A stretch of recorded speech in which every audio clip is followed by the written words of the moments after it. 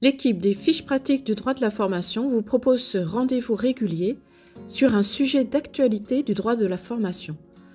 Une vidéo de 5 minutes pour faire le tour de la question. La loi de finances pour 2023 a prévu une participation financière obligatoire du titulaire d'un compte personnel de formation au financement de ses formations. Il doit payer un ticket modérateur dont le montant est revalorisé au 1er janvier de chaque année en fonction de l'inflation.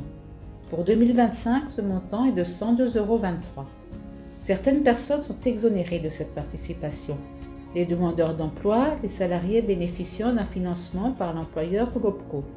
Sont aussi exonérés les titulaires qui mobilisent des points inscrits sur leur compte professionnel de prévention pour le financement d'une formation à un emploi moins exposé aux facteurs de risque professionnel.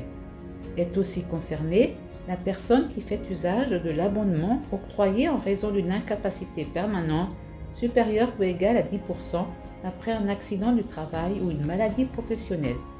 Par ailleurs, le salarié qui a payé la participation peut en demander le remboursement à son employeur ou à son OPCO. En revanche, il est interdit pour les organismes de formation de rembourser cette participation financière. Comment ça fonctionne en pratique?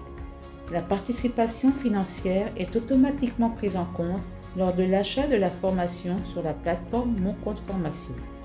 Si le compte est suffisamment approvisionné, il est débité du montant de la formation, déduction faite de 102,23 €. Le titulaire doit débourser ces 102,23 €.